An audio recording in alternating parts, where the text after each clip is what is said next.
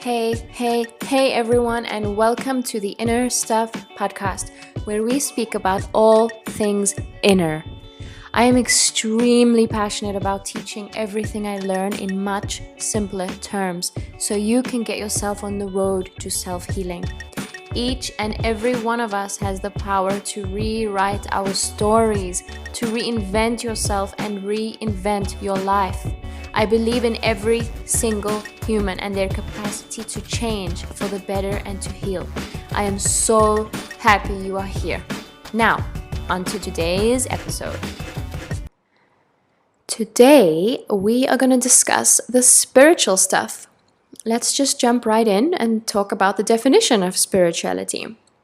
The first definition that you will ever find is the one straight from the dictionary, which is the quality of being concerned with the human spirit or soul as opposed to material or physical things.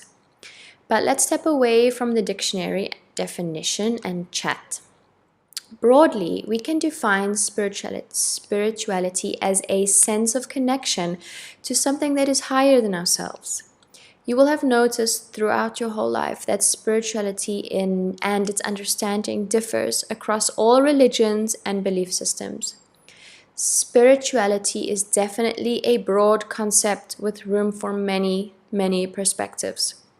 It typically involves a search for the meaning of life. This concept will definitely pop up as a common thought when discussing this topic.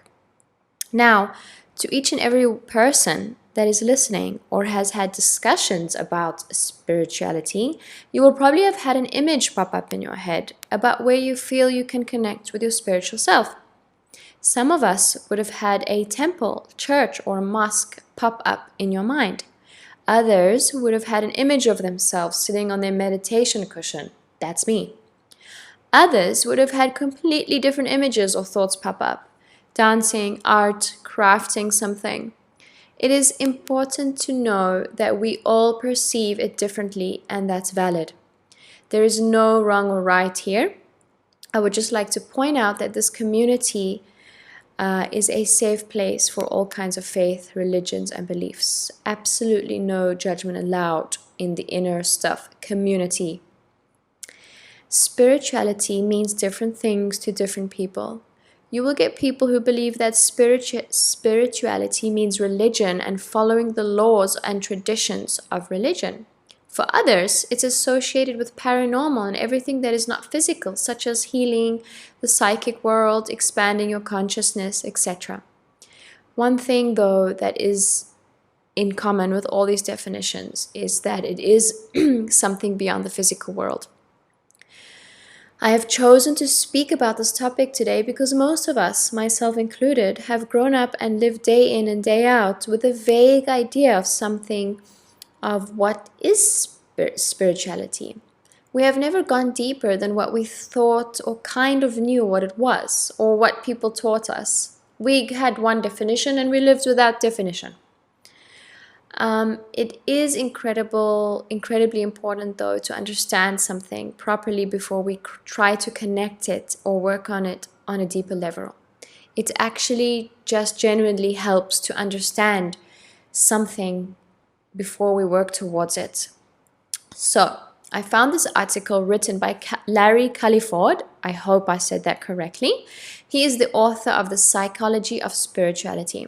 I just took some pieces out of this article because I truly love what he wrote. The following is his article. I am going to read directly from his article, so please note that what I'm about to read is credited directly to Larry, and I will place the link to his article in the episode notes. Here goes. Spirituality is like an adventure park waiting to be explored. It is not ideal to consider spirituality as a thing or an object. It does not have the nature of a specimen that can be dissected and analyzed. Spirituality is better thought of as a boundaryless dimension of human experience.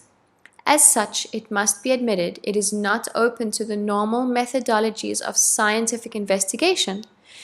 It cannot completely be defined. It cannot be pinned down. So what do we do? Firstly, you don't have to give up. You don't have to be like people who equate spirituality with a religion they decide is false and then abandon. It is possible to look at spirituality another way, as something free of institutional structures and hierarchies, not so much about dogma and beliefs as about attitudes, values, and practices, about what motivates us at the deepest level, influencing how you think and behave, helping you find a true and useful place in your community, culture, and in the world. Spirituality can be thought of as the active ingredient of major world religions. Why not think of the spiritual dimension as a kind of adventure playground, a place to learn in and have fun, a place in which to extend yourself or to grow? Spirituality cannot be explored using scientific methods because it involves deeply personal, subjective experiences. And in this, it differs from the overriding ambition of science to be objective. Both are necessary and appropriate, complementary formulas for discovering ourselves, each other, our environment, the universe, and especially enduring sense of purpose and meaning. This brilliant adventure park contains many related themes, such as the idea that 5 dimensions, physical, biological, psychological, social, and spiritual, are seamlessly interconnected. According to researchers, children's spirituality flows through their capacities for spontaneous joy and wonder. A sense of fascination, of mystery, awe, and delight are facets of adult spirituality too. However, by the teen years, most people have developed a powerfully dualistic understanding of themselves and the world, as if standing outside it. In the self, non-self, either or, right or wrong vision of the universe, opposing features are emphasized, either young or old, for example, not both at the same time. Spirituality, on the other hand, involves a holistic approach of a universe in which everyone and everything is connected seamlessly with everyone and everything else. According to Taoist tradition, yin, the dark, and yang, the light, are extended to include several polarized forces in the universe, including night and day, earth and heaven, yielding and firm, feminine and masculine.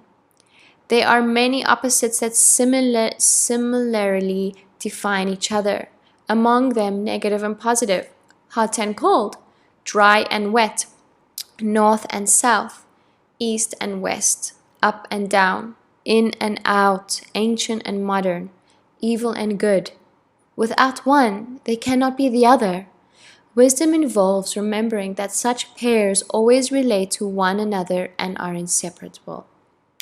That was just part of this wonderful article titled "What is Spirituality?" by Larry Culliford. Again, I will put the link in the description. There is a term called self-transcendence. Self-transcendent emotions are linked to increased spirituality. In case you don't know what self-transcendence is, it is at its core about transcending or rising above the self and relating to that which is greater than the self. In simpler terms, it is the realization that you are one small part of a greater whole and acting accordingly. Spiritualism is an increasingly important topic to people today. Why though? What are the benefits? Dr. Ryan T. Howell, an associate professor of psychology at San Francisco State University, conducted a study in his lab where him and his team investigated the personal and social benefits of spiritualism by examining participants' responses to over 30 surveys. Here are the top 5 positive characteristics of spiritual people. I'm going to read directly off of his study, which I will also link in the episode. The 5 positive characteristics of spiritual people are: number 1, spiritual people are gracious. Psychology has demonstrated that expressing gratitude is associated with many positive emotions such as optimism, being generous with time and resources and overall vitality.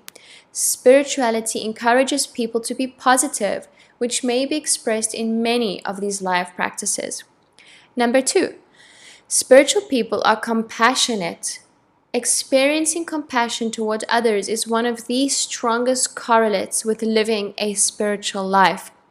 A variety of positive or pro-social emotions have strong links to spiritualism, including allowing one to feel good about the little things in life and look at the world through empathetic eyes. Number 3, spiritual people flourish. Spirituality is linked to many important aspects of human functioning. Spiritual people have positive relationships, high self-esteem. They are optimistic and they have meaning and purpose in life. Number 4, spiritual people self-actualize. Spiritual individuals strive towards a better life and consider personal growth and fulfillment a central goal. Spirituality can be considered to be a path towards self-actualization because it requires people to focus on their internal values and work on becoming a better individual. And number 5, spiritual people take time to savor life experiences. Individuals who value spirituality take the time to reflect on their daily activities and ultimately build lasting memories of their experiences. Because spiritual people are more conscious of small daily activities, they experience positive emotions associated with smaller pleasures in life. These 5 points are what Dr. Ryan T. Howell discovered in his study. I believe that we have to summon the courage to make room for spiritual practice, whatever it may mean for you, dear listener. Spiritual practice is something you do every single day that draws you deeper into who you really are by connecting you with your divine self. I did mention earlier that everyone has different meanings of spirituality. There is no wrong way to connect with your divine self. If you have a passion for hiking or baking and that helps you to connect with your authentic self, that's your spirituality practice. My dad, for example, absolutely loves gardening and cooking. In those moments when he was with himself in his element, he was connecting with his higher self. I always believe that when you truly start taking the steps to be who you truly want to be, even when you are petrified, you are practicing spirituality. You are connecting to your divine self and in turn doing humanity a service. If your way to connect with yourself is to bake cookies, water your plants, or swim, for example, try to incorporate it into your daily routine. Try to create a habit of it, even if it's only 15 minutes a day or 5 minutes. There is no wrong here. It doesn't matter the amount of time that you give to yourself. The actual practice of doing something you love leads to greater things that you can't even predict yet. Believe me. Why wouldn't you want to do something that lifts your mood anyway? I do understand that some of us are still in the thought process where we believe that we are too busy and we have families that depend on us. You may think that you have no time to do these things and that it may be selfish to take time out for yourself. Actually, it is the opposite. When you don't take time out of the day for yourself, you are doing your loved ones and yourself a disservice. Your daily spiritual practices or personal development work will keep you afloat even on the worst days. Your daily self-growth practices are what is going to make you a better mom or father or brother or sister or friend. You'll be happier. Don't underestimate the power of taking care of yourself. The effects literally will spill into your life, around you, and onto your loved ones. I understand that in today's world, we see many people verbally addressing spirituality because it is the new trendy thing. Do not be pressured by that. Do your own research. Do your own readings. Find what you are drawn to and go through that. Spirituality creates no separation in groups, no judgment. There is no wrong way to connect with your higher self. A spiritual life is all-inclusive and allows respect of all others to live their life on an equal basis. Spirituality removes all labels that separate us. Without labels, we are no longer rejecting a portion of ourselves. I hope that this chat on spirituality cleared a few things up for you. I hope that you learned something today that you can walk away with. I hope that you feel less pressure after listening to this by understanding there is no wrong way to approach spirituality. All I ask is listen to yourself. Let your higher self guide you to where you're supposed to go. I send you all my love. Thank you for listening to this episode. I am so grateful. Bye.